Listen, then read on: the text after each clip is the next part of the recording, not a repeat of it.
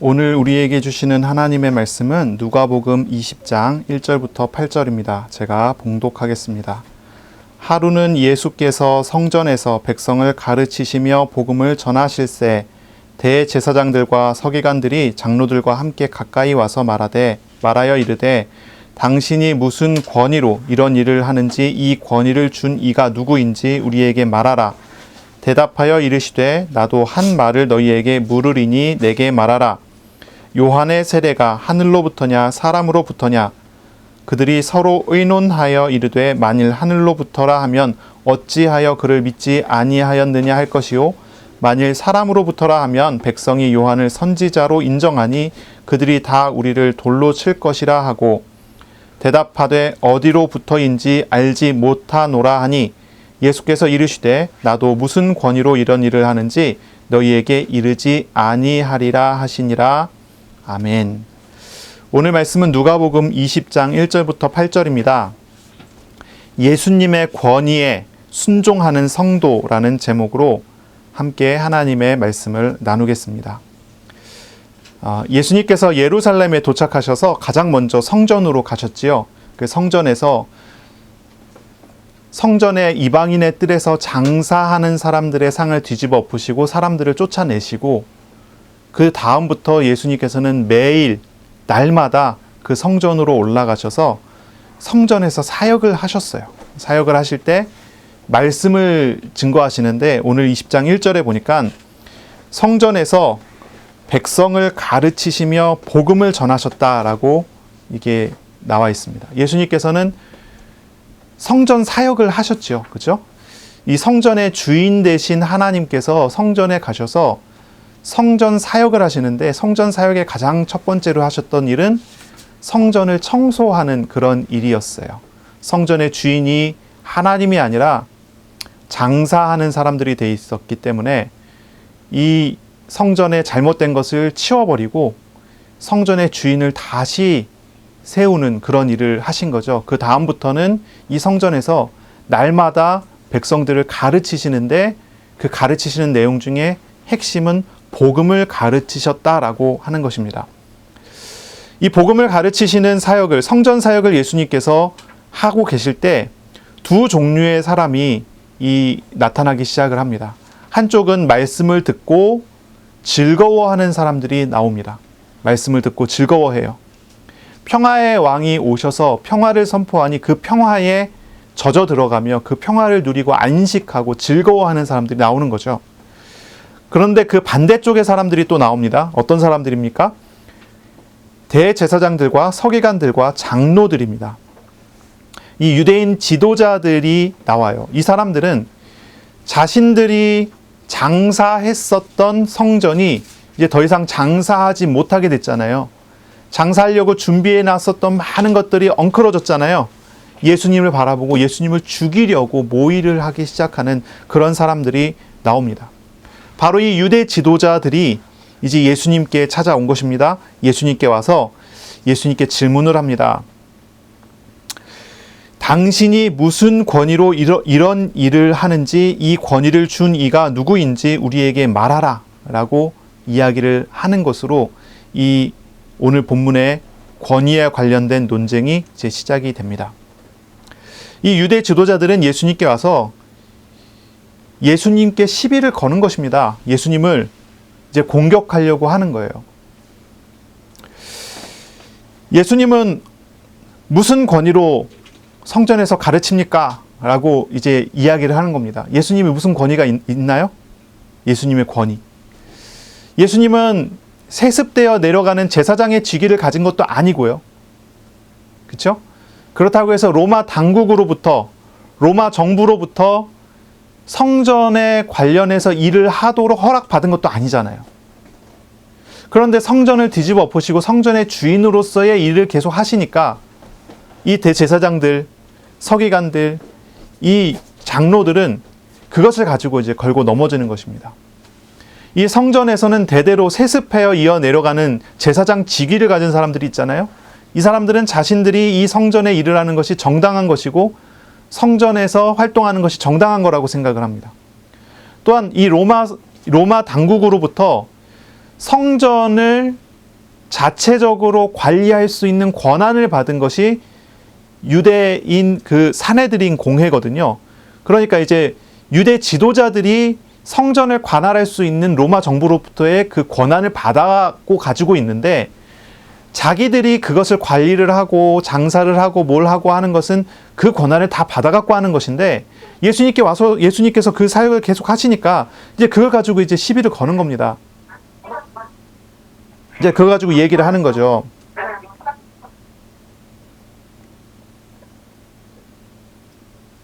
예.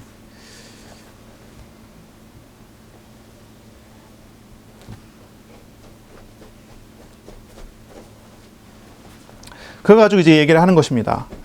그러니까 이제 말을 들으라는 거예요. 예수님이 뭐라고 대답을 하든지 그것에 대해서 이제 할 말이 이 사람들에게는 있었던 것이죠. 예수님께서 사람으로부터 권위를 받는다고 이야기한다면 공식적인 권위는 자기들이 가지고 있는 것이니까 옳지 않다고 이야기를 할 것이고, 그렇죠? 공식적인 권위는 자기들이 가지고 있으니까 옳지 않습니다라고 이야기할 거고, 만약에 예수님께서 하늘로부터 권위를 받았다, 하나님으로부터 권위를 받았다라고 이야기를 한다면 그거는 증명할 수가 없잖아요. 그렇죠? 눈으로 어떻게 그걸 증명을 가능하겠습니까? 그러니 신성모독죄로 정죄를 하려고 하는 그런 마음, 그런 생각을 가지고 오는 것입니다. 그래서 하나님으로부터 권위를 받았다고 이야기를 한다면 당신이 사용한 그 기적과 일들은 하나님이 아니라 귀신으로부터다라고 하는 어떤 그러한 누명을 씌우려고 하는 준비까지도 다 해놓은 상태로 이런 어떤 공격이 시작이 되는 그런 상황이 되는 것입니다. 그때 예수님께서는 이렇게 대답을 하십니다. 나도 한 말을 너희에게 물으리니 내게 말하라. 그러니까 제 질문을 하시는 거죠. 질문을 받으시고 제 질문을 하십니다. 요한의 세례가 하늘로부터냐 사람으로부터냐? 요한의 세례가 세례 요한이 세례를 줬잖아요. 그것이 하늘로부터냐 사람으로부터냐라고 질문을 한 것입니다. 그때 그 질문을 들은 이 유대의 지도자들은 굉장히 고민에 빠집니다. 어떻게 대답을 하든지 자신들에게 불리하게 되는 그런 상황이 된 것이죠. 왜냐하면 땅으로부터다 사람으로부터다라고 한다면 이 세례 요한을 선지자로 알고 있는 유대인들 무리와 백성들이 이들을 당신들은 하나님으로부터 온 사람들이 아니다라고 하면서 돌로 칠 것 같거든요. 그런데 요한의 세례가 하늘로부터다라고 대답을 한다면 어떻게 됩니까? 예수님을 박해할, 예수님을 몰아세울 근거가 없어지게 되잖아요. 이 세례 요한이 한 사역이 무엇입니까? 세례 요한은 하늘로부터 온 권위를 가지고 세례를 베풀고 선지자로서 하나님의 말씀을 증거하고 무엇보다도 예수님이 그리스도 되심을 증거한 사람이 아니겠습니까? 그러니까 이제 이 세례 요한에 대한 질문을 듣고 이 사람들은, 이 유대 지도자들은 혼란에 빠지게 된 것입니다. 어떻게 대답을 하지 못하게 되는 그런 상황이 된 거죠. 그래서 7절에 이렇게 이야기합니다. 대답하되 어디로부터인지 알지 못하노라 라고 대답을 합니다. 어디로부터인지 알지 못하노라. 이렇게도 대답할 수 없고 저렇게도 대답할 수 없으니까 모른다라고 대답을 해버린 것이죠. 그때 예수님께서 그들에게 말씀하시기를 나도 무슨 권위로 이런 일을 하는지 너희에게 이르지 아니하리라 말씀을 하세요. 직접적으로 대답을 하지 않습니다. 물론 제 질문 안에 예수님께서 무슨 권위로 하셨는지에 대해서 간접적으로 그 자리에 모여있는 모든 백성들이, 이 지도자들도 다 들었습니다. 하지만 그것을 직접 말하지는 않겠다라고 이야기를 하시고 바로 그 이어서 9절부터 18절까지 나오는 말씀을 이어서 하십니다. 이건 이제 우리가 다음 주에 읽게 될 그런 본문이 되는데요. 비유를 이야기하시는데 포도원 농부 비유를 하세요. 포도원 농부 비유입니다. 한 사람이 포도원을 만들어 농부들에게 새로 주고 타국에 가서 오래 있다가 때가 돼서 이제 농사 수확을 할 때가 돼서 이 주인이 종을 보내서 수확한 것을 가지고 돌아와라. 이 주인이니까 정당한 권위죠. 소작인들은 소작한 그 자신의 몫을 제외한 나머지는 다 주인에게 줘야 되잖아요. 그러니까 가지고 돌아와라 해서 종을 보냈는데 이 포도원 소작인들이, 일꾼들이 이 종을 때려요. 줄 수 없다, 주지 않겠다. 이 소작인들이 강도로 변해버린 것입니다. 그래서 때려서 돌려보냅니다. 두 번째 종도 보냈어요. 또 때려서 돌려보냅니다. 세 번째 정도 보냈습니다. 또 때려서 돌려보냅니다. 그때쯤 되면 이제 포도원 주인은 어떤 생각을 해야 됩니까? 아, 이들이 안 되겠네. 지금 사람들을 동원해서 그들을 몰아내고 그들에게 징계를 내려야 되겠다. 이렇게 해야지 정상이잖아요. 그런데 이 포도원 주인은 너무나 인격적이신 분이라서 그렇게 하지 않고 종들을 보내니 권위가 없다 생각해서 이들을 때려서 보내는가 보다. 그렇다면 정당한 상속자, 나의 사랑하는 아들을 보내겠다.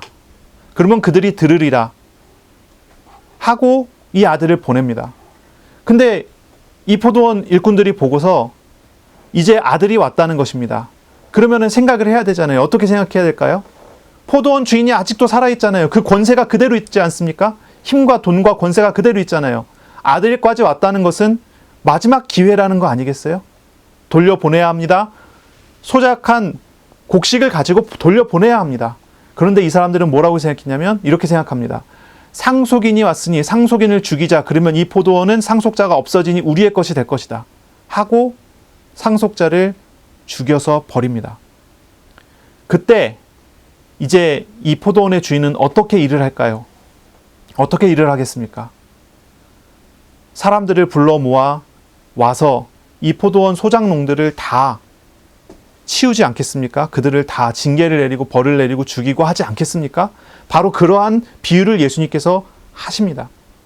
직접 대놓고 예수님께서 무슨 권위로 그런 일을 하셨는지 이야기하진 않지만 이 비유를 통해서 바로 예수님이 어디로부터 왔고 무슨 일을 하실 분인지에 대한 이야기를 그 비유 안에 담아서 이야기를 하십니다. 그리고 제일 마지막에 뭐라고 이야기하시냐면 이런 말을 하십니다. 건축자들이 버린 모퉁이 돌이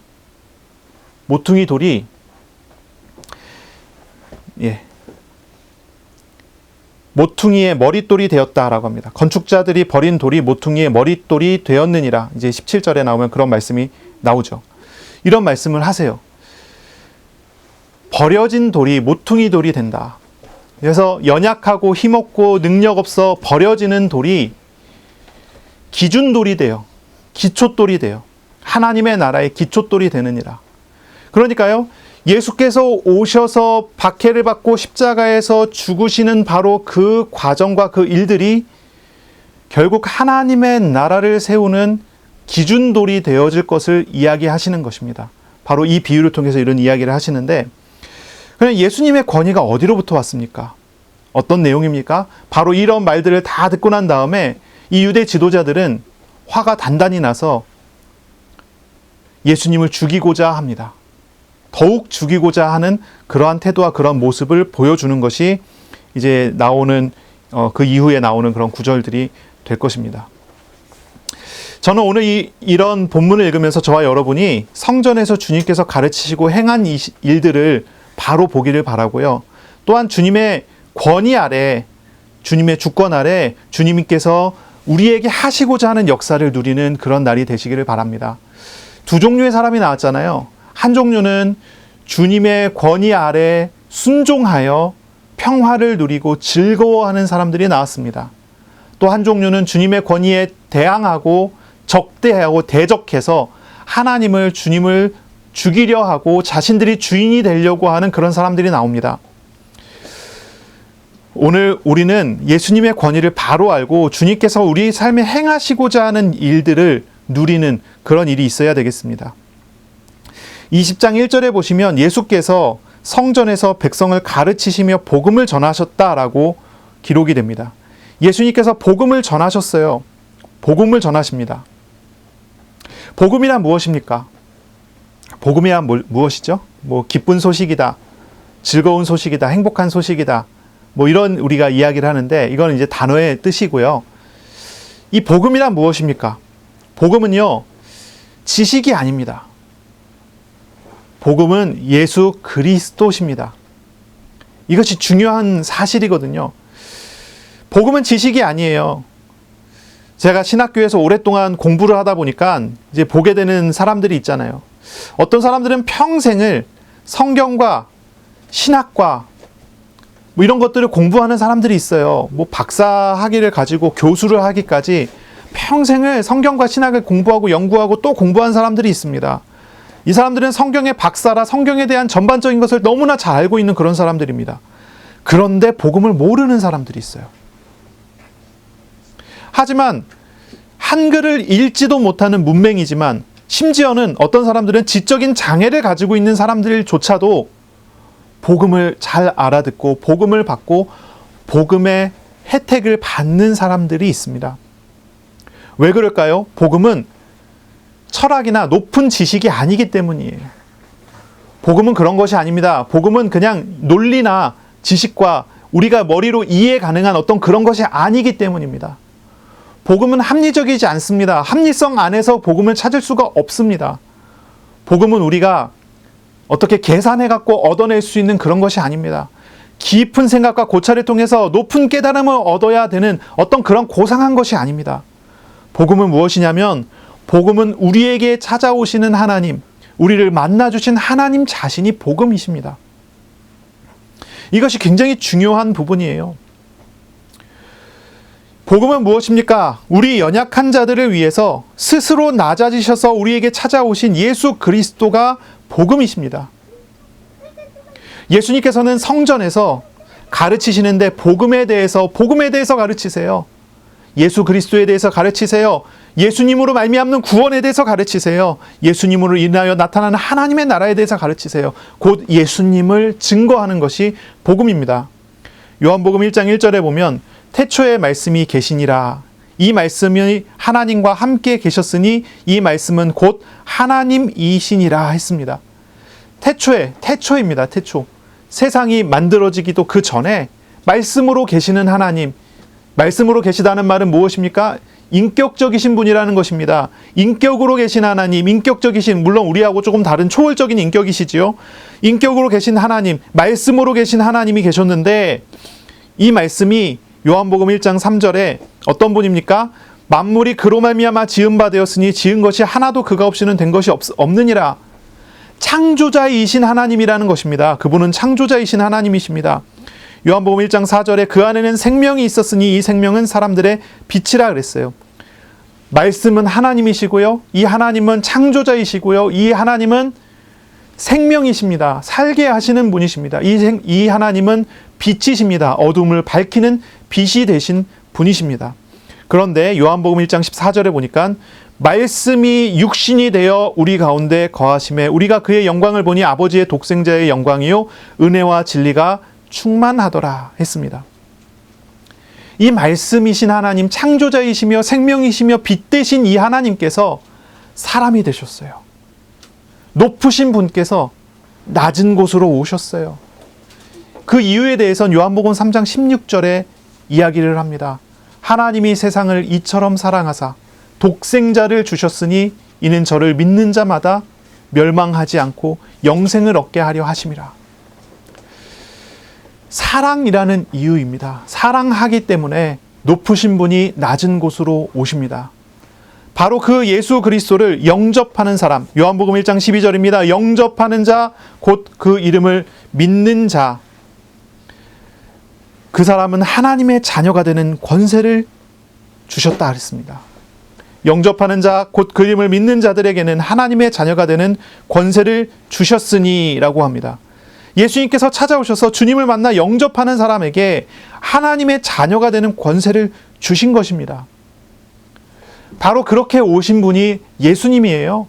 바로 그 예수님을 만나는 사람, 그 예수님을 대면하는 사람, 그 예수님을 영접하여 믿는 사람이 하나님의 자녀가 되는 그 소식, 그게 바로 복음입니다. 바로 그 복음을 주신 것입니다. 예수께서는 복음을 가르쳐 주셨습니다. 복음은요, 가난한 사람, 억눌린 사람, 갇힌 자에게 아름다운 소식이 되고 자유를 선포하는 소식이 되고 우리에게 노임을 선포하는 그런 소식이 됩니다. 낮은 자에게 하나님의 나라가 왔습니다. 예수님 안에서 왔습니다. 완성되어 가고 있습니다. 그것이 바로 예수께서 가르치신 바로 그 복음의 실상입니다. 낮은 자에게 세상 중에 하나님의 나라를 얻게 하신 놀라운 일이 벌어진 것이 바로 이 복음이 선포되는 그런 사건이고 내용입니다. 우리 잘 한번 생각해 보세요. 우리를 성전 삼으셨어요. 우리 마음에 오셨어요. 우리와 함께 하세요. 우리 마음에 오셔서 나와 동행하시는 하나님께서, 나를 성전 삼으신 하나님께서 그 성전에서 뭐 하신다고요? 가르치신다고요. 복음을 가르치신다고요. 복음입니다. 복음. 우리에게 복음을 가르치십니다. 이것은 지식을 전달하는 것보다 훨씬 큰 것입니다. 이 복음은 무엇입니까? 우리를 처해져 있는 모든 어려움에서 구원하시는 그 구원이 있는 소식입니다. 우리의 죄와 짐과 우리의 삶의 모든 무거운 데서 우리를 자유하게 하시는 바로 그 소식이 복음입니다. 우리가 어렵고 고통스럽고 혼란스러운 모든 현장과 모든 상황을 아름답게 만드시는 하나님께서, 예수 그리스도께서 함께 하신다는 그 소식이 바로 복음입니다. 예수 그리스도를 만난 사람, 예수님을 주님으로 영접한 사람이 바로 이 복음을 만난 사람이고 늘 구원의 동행이 누려지는 그런 사람이 됩니다. 이것이 복음의 실상입니다. 복음의 내용입니다. 예수님을 영접하지 않은 사람은 바로 이 예수님을 만나야 할 것입니다. 예수님을 영접해서 구원 얻고 하나님을 만나서 하나님과 동행하며 늘 도우시는 하나님의 구원의 삶을 누려가는 것이 이 복음을 가지고 가는 그런 삶입니다. 많은 사람들이 복음을 기초라고 생각을 합니다. 기초라고 생각해요. 예수 믿고 교회 다니고 신앙생활하는 사람에게 복음을 아십니까? 이렇게 질문하면요, 당연히 알지요. 복음이 무엇입니까? 좋은 소식입니다. 그 좋은 소식이 무엇입니까? 바로 예수님께서 이 땅에 오셔서 십자가에 죽으시고 부활하셔서 나를 구원하셨다는 소식입니다. 이렇게 생각을 해요. 지식으로 많이 생각한단 말이에요. 그런데 이 복음이 진짜 지식일까요? 이것이 정말 중요한 질문이거든요. 우리가 예수 그리스도의 이름으로 모여진 공동체로서, 교회로서 모여진 우리 공동체에 하나님 날마다 복음을 선포하세요. 복음을 지난번에 한번 선포하셨으니까 다른 거 이야기하실 만도 하지 않겠습니까? 근데 예수님께서는 그렇게 하지 않는단 말이에요. 날마다 복음을 또 선포하고 또 복음을 선포하고 또 복음을 선포합니다. 오늘 우리에게도 복음을 선포합니다. 우리가 개인이 하나님 앞에 기도할 때 성전된 우리에게 하나님께서는 나에게 다시 한번 들려주실 말씀은 복음입니다. 그것은 무엇입니까? 나와 함께 하시는 예수께서, 지극히 높으신 하나님이신 그 예수께서 나를 위해 낮아지셔서 나를 높이신다고 하는 그런 소식입니다. 절망 속에 있는 존재에게 찾아오신 그 하나님, 그 절망 속에 있는 그 존재를 높이신다고 하는 그 소식입니다. 그 일을 지금 하고 계시다는 그 내용이 바로 복음입니다. 저와 여러분 마음에 오신 예수께서 지금도 일하고 계시지 않습니까? 어떻게 일하십니까? 우리가 가지고 있는 죄의 짐을 짊어지시며 우리를 높이시는 일을 계속 하십니다. 우리는 이 땅에 살아가고 있지만 하나님께서는, 예수 그리스도께서는 이 땅에 묶인 자로서가 아니라 하나님의 나라의 백성다운 높임을 우리에게 계속 주시고 계시는 것입니다. 그러므로 물에 빠진 사람을 구원하는 게, 물에 빠진 사람을 건져내는 거 구원이라고 하잖아요. 그렇죠? 우리 주님께서 우리를 구원하신다고 했을 때는 무엇이 구원입니까? 죄에 빠진 자를 건져내는 것을 구원이라고 합니다. 그렇죠? 그것보다 더 중요한 거, 세상에 묶인 자가 하나님의 나라로 높여지는 것을 구원이라고 합니다. 우리 예수님께서는 바로 그 사역을 우리 속에서 늘 하신다는 겁니다. 그 사역을 늘 하시려 하신다는 거예요. 예수님께서 예루살렘 성전에 올라가서 제일 먼저 하신 것은요, 성전 청소였습니다. 성전 정결하게 성전을 바꾸는 것입니다. 성전의 주인을 바꾸는 것이었습니다. 성전의 주인이 장사치들이었기 때문에 장사하는 사람들을 다 쫓아낸 것입니다. 그 다음에 예수님이 하신 것은요, 날마다 성전에 올라가서 복음을 가르치시는 것입니다. 거기에서 주인 되신 하나님께서 거기 모인 백성들에게 구원을 선포하시는 바로 그 사역을 늘 하시는 것입니다. 우리 주님께서 우리 마음에 오셔서 우리에게 어떤 일을 하려고 하십니까? 무엇이 우선이겠습니까? 그 다음에 하나님께서 정말 하시려고 하는 건 무엇이겠습니까? 가장 먼저는 주인이 바뀌었다는 사실을 알려주시는 것입니다. 그 다음은 우리를 날마다 나의 삶 속에서 구원하시는 일을 하시는 복음 대신 예수 그리스도께서 일하고 계신다는 것을 보여주시는 것입니다. 바로 그런 은혜를 누리시기를 바랍니다. 그런 축복 속에 서시기를 바랍니다. 아멘. 이 성전의 주된 기능은 무엇일까요? 하나님께서 성전을 세우셨을 때 이 성전의 주된 기능은 무엇입니까? 지난주 우리가 말씀을 나눴죠. 내 집은 어떤 집입니까? 만민이 기도하는 집이라 그랬습니다. 만민이 기도하는 집입니다. 성전은요, 기도하는 곳입니다. 성전은 하나님을 만나는 곳입니다. 하나님과 교제하는 곳입니다. 이것을 다른 말로 바꾸면요, 예배하는 곳입니다. 성전의 주된 기능은 예배예요, 예배. 구약의 성전 제사에서는 희생 제물을 바치며 죄를 버리고 하나님께 돌아가서 하나님 품에 들어와 안식하게 했습니다. 그것이 예배였습니다. 지금은 어떻습니까? 예수 그리스도를 영접하여 믿음으로 죄에서 돌이켜 주님께로 나와 주님을 만나 주님 품에 안식하는 것입니다. 그것이 예배입니다. 옛날에는요, 7번째 날 쉬었습니다. 7번째 날 예배드리러 가야 했습니다. 7번째 날을 안식일이라고 했습니다. 이름 자체도 안식일입니다. 안식일. 안식하는 날이에요. 쉬는 날이에요. 이 안식일에 대해서 우리가 생각했을 때는 하나님의 평화와 관련돼서 우리는 생각을 해야 됩니다. 평화가 이루어지고 안식이 이루어지고 쉼이 이루어지는 장소가 성전이란 말이에요. 우리 지난주에 읽었잖아요. 예수께서 평화의 왕으로 성전에 가셨잖아요. 평화가 없음을 보고 예루살렘을 보시고 예수님께서 우셨잖아요. 평화의 왕으로 나귀 새끼 타고 올라가셨잖아요. 예수님께서 바로 그 성전에 올라가셨을 때, 평화의 왕으로서 성전을 통치하실 때 그곳에서 백성들 사이에서는 어떤 일이 벌어집니까? 하나님과의 교제가 이루어집니다. 그곳에서는 평화의 왕으로 인한 하나님의 평화와 하나님의 안식이 거기에서 이루어지는 것입니다. 주님께서는 자기 백성을 하나님 품 안에서 안식하기를 원하셔서 안식일 예배를 명령하셨다는 사실을 기억해야 합니다. 민수기 28장 9절부터 10절에 보면요, 이런 말씀이 있습니다. 안식일에는 1년 되고 흠없는 순양 2마리와 고운 가루 10분의 2에 기름을 섞은 소제와 전제를 드릴 것이니 이는 상번제와 그 전제 외에 매 안식일의 번제니라. 안식일마다 반드시 해야 되는 것은 하나님 앞에서 희생 제사를 드리는 것입니다. 그것을 통해 안식하게 되는 것이기 때문이죠. 우리 예수 그리스도께서 오셔서 우리에게 복음 되셨어요. 우리 예수 그리스도 오셔서요, 우리를 위하여 십자가에 죽으시고 부활하시는 그 복음이 되셨습니다. 희생 제물이 되셨습니다. 그리고 우리에게 안식이 선포되어지는, 평화가 선포되어지는 바로 그 사역을 하시는 것입니다. 우리는 안식일 7번째 날에 예배드리지 않죠. 우리는 첫째 날, 일요일 날 예배를 드려요. 안식 후 첫날에 예수께서 부활하셨기 때문에, 안식 후 첫날에 예수께서 다시 사셨기 때문에 우리는 안식일을 예배로 드리지 않고 주일 예배를 드립니다. 주님 부활하신 날을 기억하고 그날을 우리가 예배를 드리죠. 참으로 안식할 날은 언제입니까?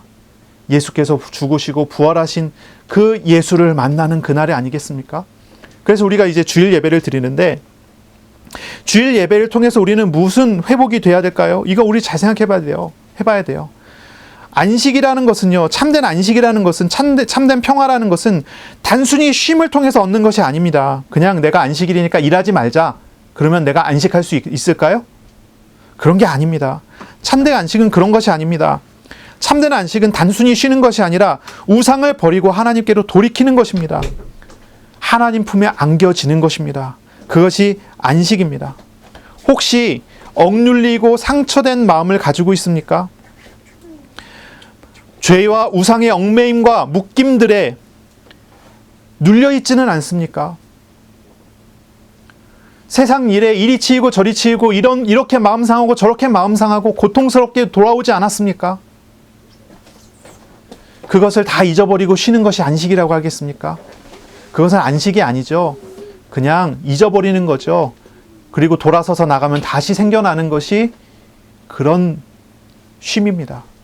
안식이라는 것, 하나님께서 우리에게 주시는 안식일과 안식이라는 것은요, 그것과는 달라요. 질적으로 완전히 다른 것입니다. 그냥 세상적인 괴로움과 고통을 잊어버리고 교회 나와갖고 그냥 쉬다가 돌아가면 다시 세상적인 괴로움과 고통에 휩싸여 들어가는 것, 그런 쉼 정도가 아니란 말이에요. 안식이라는 것은요. 하나님께서 주시는 샬롬은 그런 게 아닙니다. 참된 안식은요, 세상에 묶여있는 모든 상처와 묶임과 억눌림과 괴로움들이 예수 십자가에 함께 못 박혀 버려지는 것입니다. 그리고 주님께로 들어가 주님 주시는 쉼과 안식을, 주님의 평화를 누리는 것입니다. 그것이 안식입니다. 평화라는 말은 히브리어로는 샬롬입니다. 헬라어는 에이레네라고 그래요. 이 샬롬은요, 두 가지를 가지고 우리는 샬롬이라고 생각합니다. 첫째는 뭐냐면 하나님과 화평한 것입니다. 그것이 샬롬입니다. 두 번째는 이웃과 화목하게 되는 것입니다. 그것이 샬롬입니다. 물론 샬롬이라는 단어를요, 너무나 여기저기에서 많이 쓰다 보니까 샬롬이라는 단어가 그냥 너무나 여기저기 그냥 편안한 것도 샬롬이라고 생각하기 쉬운데요. 샬롬의 원래 의미를 찾아가면 이렇단 말이에요. 진짜 샬롬은 어디 있습니까? 하나님과 평화와 이웃과 평화로운 것이 진짜 샬롬이란 말이에요. 우리가 예배를 통해 하나님 앞에 안식을 얻을 때 하나님의 샬롬이 우리에게 옵니다. 하나님의 샬롬이 우리에게 와요. 우리 주님께서는 제자들에게 이런 말씀하십니다. 평안을 너희에게 주노니 세상이 주는 것과 같지 아니하리라. 주님 품 안에서 얻어지는 샬롬입니다. 주님 품 안에서 얻어지는 에이레네라는 말이에요. 주님 품 안에서 얻어지는 것, 하나님과 화평함으로 얻어지는 것, 하나님이 나를 지키시고 도우시고 함께 하시기 때문에 세상적인 평화와 세상적인 편안함 가지고는 비교할 수가 없는 그런 것을 우리는 얻게 되는 것입니다. 그러한 샬롬이 어디에 있습니까? 예수 안에 있습니다. 그러한 샬롬이 어디에 있습니까? 예배에 있습니다. 그러한 샬롬이 어디에 있습니까? 우리가 가지고 있는 모든 죄와 우상과 우리의 생각들을 십자가에 못 박아버리는 회개라고 하는 그 단어 안에 있죠. 우리가 죄와 우상을, 내가 세상에 얽매인 많은 것들은 죄와 우상으로 말미암은 것 아닙니까? 바로 그러한 죄와 우상을 십자가에 못 박아버리는 것, 그래서 주님께로 돌아가는 것, 그것입니다. 주님은요, 평화의 왕으로 우리 가운데 오셨지 않습니까? 주님은 예배자를, 예배 드리는 사람을 하나님과 화평하게 하시는 분이십니다. 하나님은 하나님께 나와 하나님을 찾고 구하는 사람에게 평화를 주시는 하나님이십니다. 주님을 섬기고 따르는 사람에게 하나님의 샬롬이 반드시 임하게 되는 것입니다. 하나님과 화목하십니까? 이웃과 화목하십니까? 평안은 하나님의 사역의, 예수님의 사역의 결과이지요. 정말입니다. 이번 한 주간 모든 죄와 우상의 얽매임을 예수 십자가 앞에 내어놓고 못 박아버리고 예수 그리스도로 충만하여 하나님의 평화가 가득하기를 바랍니다. 아멘. 정말로 어디에 평화가 임합니까? 평화는 하나님이 통치하시고 다스리는 곳에 평화가 임하는 것입니다. 예배자에게 임하지만 하나님이 통치하시는 곳은 당연히 평화로운 곳입니다. 평화는 하나님의 성전된 우리의 마음과 우리의 삶에 임하여야 합니다. 그래서 질문하는 것입니다. 질문할게요. 예루살렘 성전을 보세요. 예루살렘 성전의 주인이 누구입니까? 하나님이십니다. 그런데 예루살렘 성전의 주인은 하나님이신데 하나님을 제껴놓고서, 제외시켜놓고서 주인 노릇하던 사람들이 있습니다. 그 사람들은 누구입니까? 오늘 나오는 본문에 나오는 대제사장들, 서기관들, 그리고 장로들이라고 나오는 그런 사람들이죠. 이 사내들인 공의 사람들입니다. 이 사람들이 성전의 주인 노릇합니다. 자, 진짜 주인이 나타났습니다. 예수께서 그곳에 오셔서 다스리시기 시작했습니다. 자, 거기에서 주인 노릇하던 사람들은 어떻게 반응을 합니까? 둘 중에 하나여야 합니다. 첫째는 무엇입니까? 돌이켜 회개하여 그 앞에 무릎 꿇는 것입니다. 그렇다면 우리 주님께서는 그들을 받아주셨겠지요. 그렇죠? 요한일서 1장 9절입니까? 우리가 우리 죄를 주 앞에 자백하면 하나님은 미쁘시고 의로우사 우리를 그 모든 죄에서 구원하시는 하나님이십니다. 그런데 반대로 합니다. 어떻게 합니까? 주인 되신 하나님을 애써 부정하고 그를, 주인 되신 하나님을 쫓아내려고 합니다. 자신이 주인 노릇을 끝까지 하려고 하는 거죠. 바로 이러한 마음이 이 예루살렘 성전 안에만 있는 것이 아니라 우리 교회 안에도 있어요. 이 교회 공동체 안에도 있어요. 교회 공동체를 주도적으로 이끌고 가는 사람들이 누구입니까? 우리 교회 같은 경우는 목사겠죠. 저겠죠. 그렇죠? 하나님이 주인 되셔야 되는데 자꾸 사람이 주인 되려고 합니다. 하나님이 하시는 대로 해야 되는데 자꾸 사람이 자기 뜻대로, 자기 생각대로, 자기 마음에 드는 대로, 자기한테 유익한 대로 하려고 합니다. 그때마다 하나님은 어떤 일을 하십니까? 걸림돌을 주시잖아요. 주님께서 오셔서 다스리시니 이제 누가 걸림이 됩니까? 주인 노릇하려고 하는 사람이 걸림이 되는 겁니다. 그러면 걸림이 된 그 사람은 둘 중에 한 가지 방법을 선택하겠죠. 뭐 할까요? 하나님 앞에 무릎 꿇고 내가 죄인입니다 하든지, 아니면 하나님 더 이상 간섭하지 마세요, 내 마음대로 할 거예요 하든지.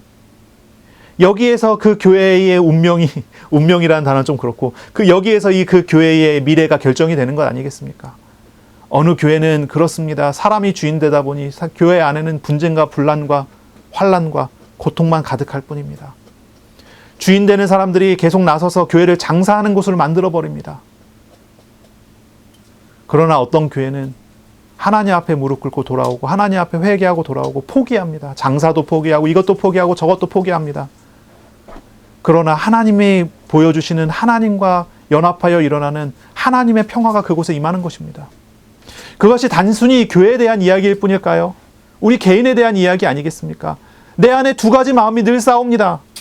한 가지 마음은요, 하나님이 내 삶에 들어오셔서 내 삶에, 내 마음에 일을 하시니까 걸림돌이 되는 거예요.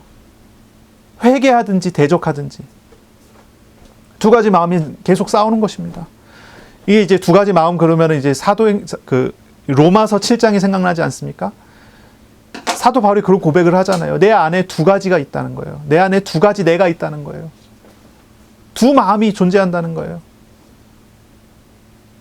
의를 좋아해서 하나님의 의를 위하여 의를 따르려고 하는 마음과, 죄가 왕노릇하며 죄를 따르려고 하는 내 마음이, 두 가지 마음이 내 안에서 늘 싸운다는 거예요. 사도 바울이 그거 가지고 고민하지 않습니까? 그거 가지고 고통받지 않습니까? 그러나 결론을 내리죠. 하나님께서 하신다. 하나님께서 내 안에 오셔서 하나님이 주인 되셨으니 하나님께서 하신다. 내가 싸울 것이 아니라 하나님이 통치하시니까 되더라. 오히려 내가 가지고 있는 연약함과 부족함조차도 하나님께서 합력하여 선을 이루는 도구로 바꿔버리시는 놀라운 사건들이 일어나더라. 그게 놀라운 비밀이 아니겠습니까? 우리 안에 두 가지 마음이 있습니다. 예수님의 권위 앞에 우리는 자꾸 대적하려고 합니다. 화평하려고 하지 않습니다. 하나님과 화평, 이웃과 화평.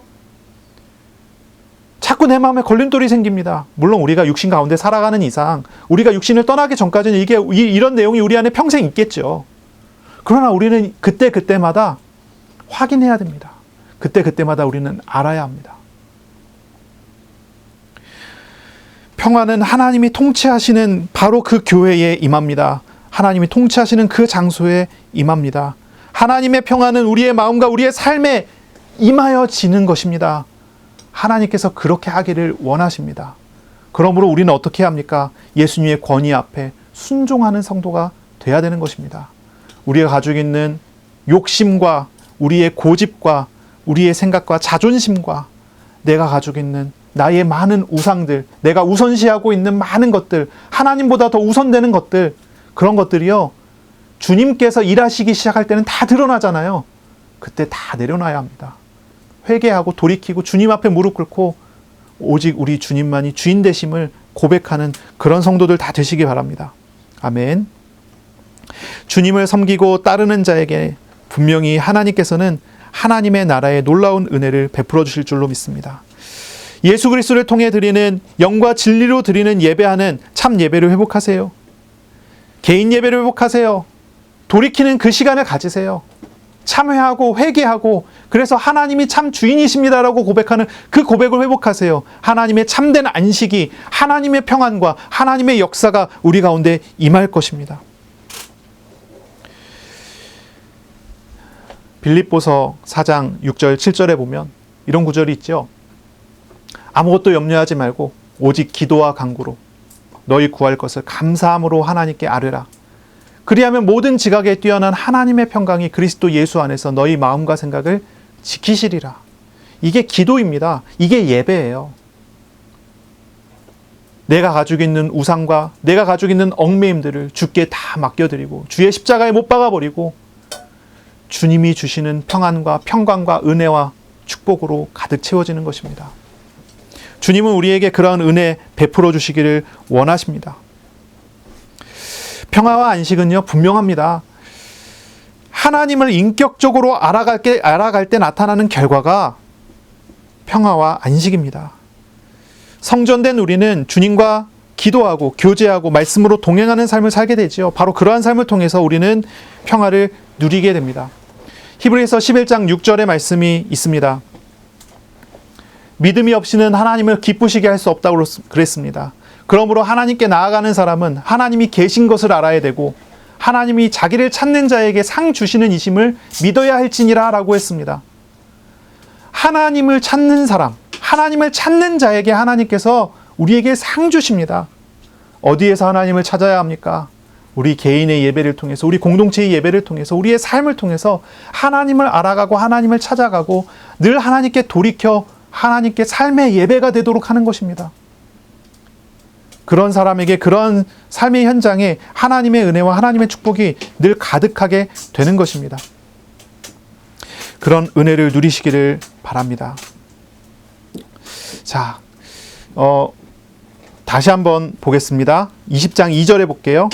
말하여 이르되, 이 유대 지도자들이 이런 말을 합니다. 말하여 이르되 당신이 무슨 권위로 이런 일을 하는지 이 권위를 준 이가 누구인지 우리에게 말하라 라고 합니다. 여기서 이 권위라고 하는 단어가 좀 중요한 단어인 것 같아요.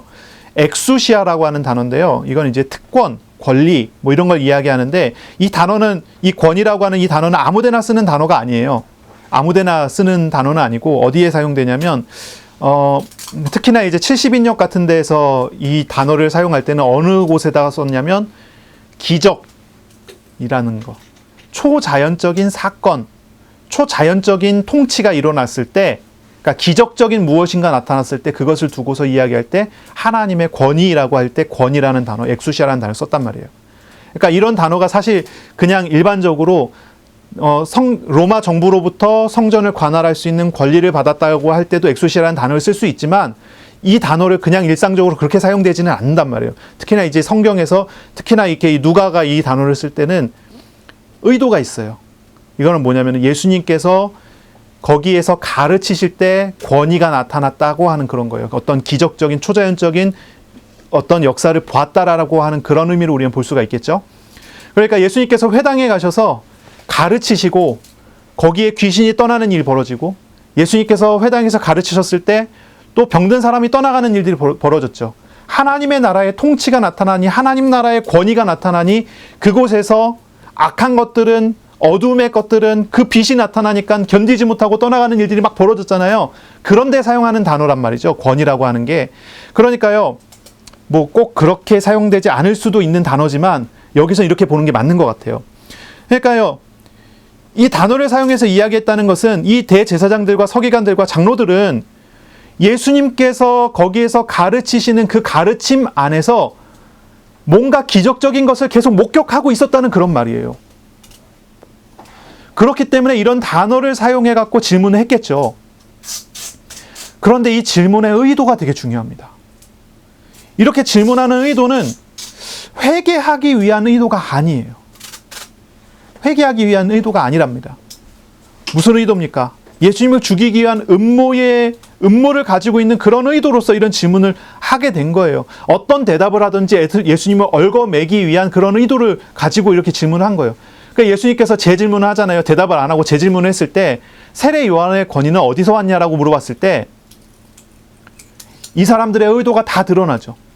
이들의 의도가 다 나타납니다. 이들이 회개하기 위한 마음이 아니라 자신들의 돈과 지위를 유지하기 위한 마음으로 그 일을 했다는 것이 다 드러나잖아요. 이 유대 지도자들에게 있어서는 예수님께서 그리스도 되시고 예수님께서 구원자가 되시는 것, 그 사실 자체가 하나도 중요하지 않은 것입니다. 이들에게는 천국과 지옥도 중요하지 않아요. 이들에게 유일하게 중요한 것이 한 가지 있다면 자신의 돈과 권력과 특권이라는 것입니다. 이 사람들은 자신이 평생의 배경을 쌓아온 그 공로들을 포기하지는 못하는 거예요. 오직 거기에만 관심이 있어요. 하나님이 하나님 되심을 보여주셨음에도 그걸 보지 않으려고 해요. 애써서 안 보려고 눈을 감아버리는 거죠. 세례 요한이 백성들이 선지자라고 하잖아요.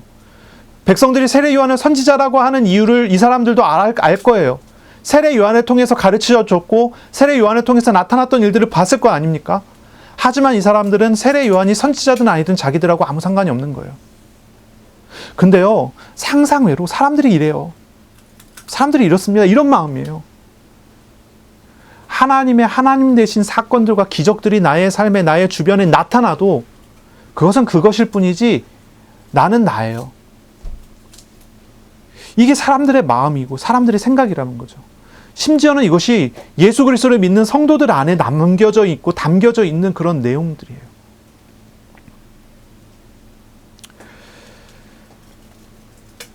사실은 자신들이 지금까지 쌓아왔었던 많은 것들이 자신들을 얽매이고 죽이는 것임에도 불구하고 그걸 붙들고 있습니다. 침몰하고 있는 배에서 빠져나와야 하는데 욕심으로 그것을 붙잡고 있을 뿐 그것에서 나오지를 않는 거예요. 아마 이 사람들에게는 그렇겠죠. 평생을 쌓아왔었던 것들, 그것들이 아무 의미가 없어지는 것을 견디지 못하는 것 같아요. 자신의 우상을 삼아서 자신의 우상으로 붙잡고 평생을 30년, 40년, 60년, 70년, 80년을 그것을 향해서 달려갔는데 자신의 모든 인생이 다 거짓말이었어요. 의미가 없어요. 가치가 없어요. 이렇게 평가를 받는다고 생각하는 것 같아요. 그러니 버리질 못해요. 예수님이 하나님이시고 구원자이시라고 하지라도 나의 삶을, 나의 평생을 내가 붙잡고 있는 내 이 우상을 나는 포기할 수가 없다. 그런 거죠. 그러니 이 사람들은 하나님을 대적하는 마음, 대적하는 모습과 태도를 그대로 가지고 있는 거예요. 평생을 자기가 쌓아왔었던, 다른 사람의 존경을 받아왔었던 평생의 그런 가면들이 다 벗겨져 버리고 자신의 평생의 삶이 가치를 잃어버리게 된다면 구원받는 것보다 그게 더 중요하다. 이렇게 생각을 하는 거죠. 그렇다면 어떻겠습니까? 하지만 우리는 잘 생각해야 되지 않겠습니까? 참된 것을 얻기 위해서 버려야 할 것을 버리는 것이 옳지 않겠습니까? 쌓아왔었던 모든 것들이 죽음에 이르게 하는 무서운 질병이라면 그것을 버려야 되지 않겠습니까? 우리가 맨날 죄와 우상을 이야기하고 맨날 우리가 회개하는 기도를 하고 하나님께 돌이키는 훈련을 계속 하다 보니까 죄와 우상을 버리고 돌이키고 하나님께 나아가는 것이 장벽이 많이 낮아졌을지 모르겠습니다. 하지만 생각해 봐야 돼요. 어떤 사람들은요, 자신의 생명보다도 이걸 더 귀중하게 생각하는 사람들이 많이 있습니다.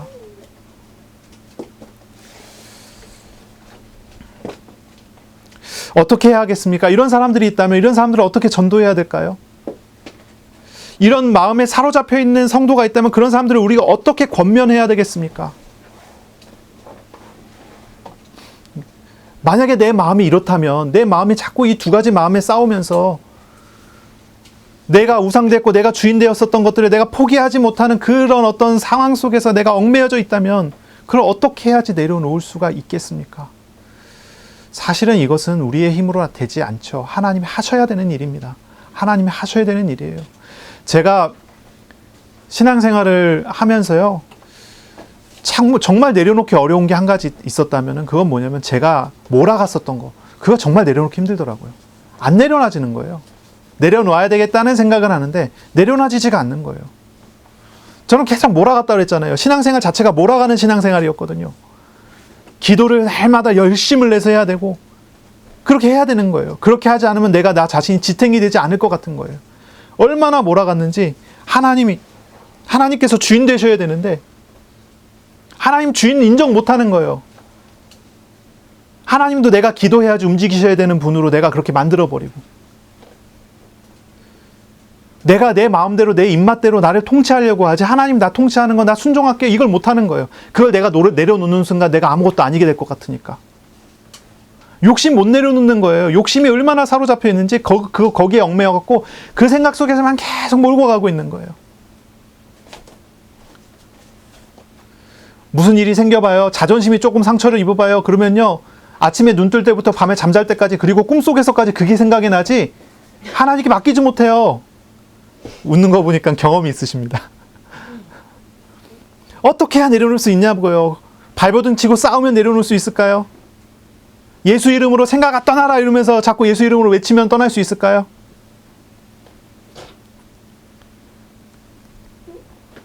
어떤 것입니까?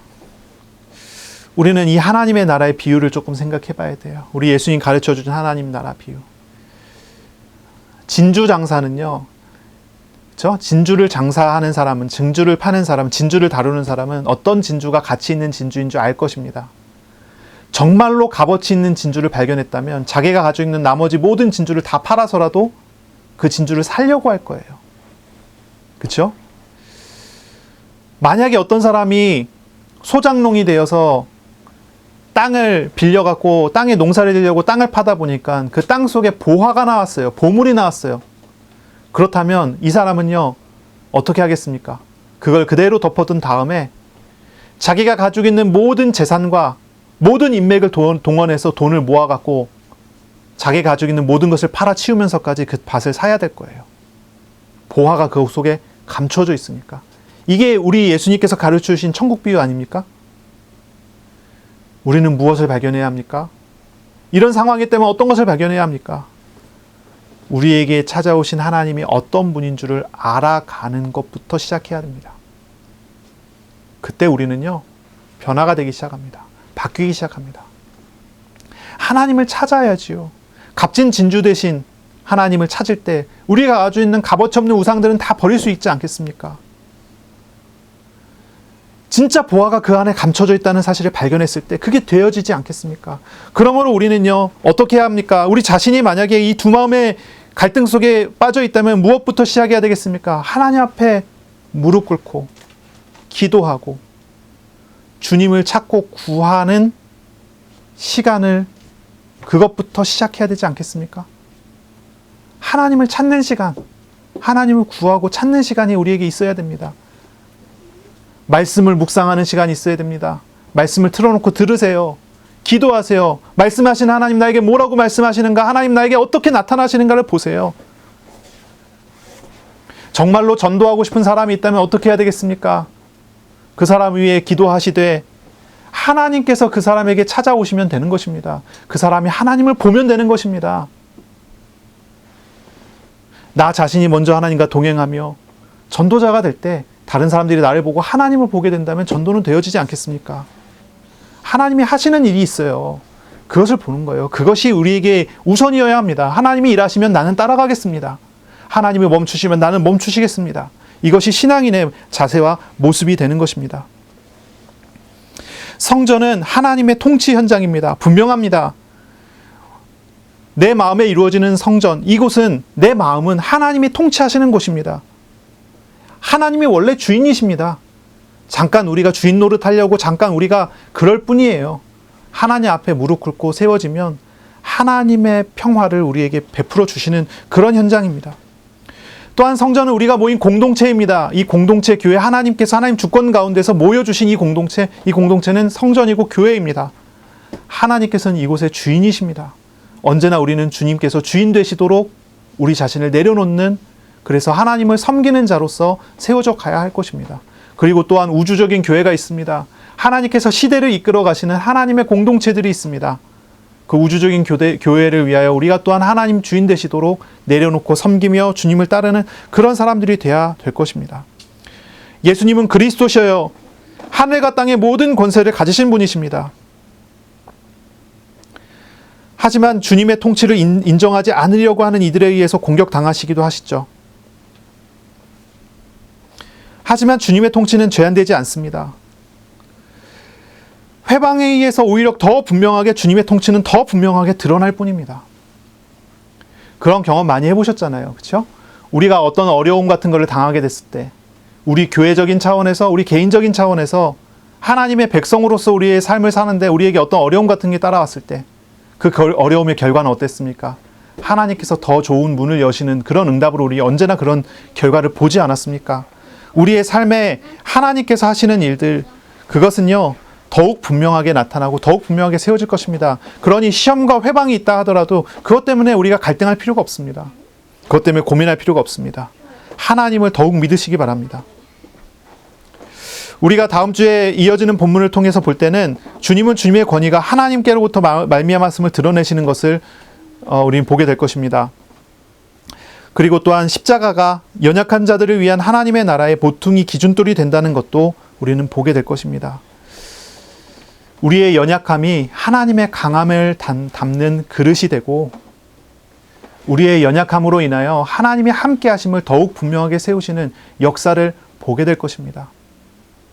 저는 몸이 약했지만 몸이 강한 사람들보다 하나님이 하시는 일을 몸으로 더 많이 본 것 같아요.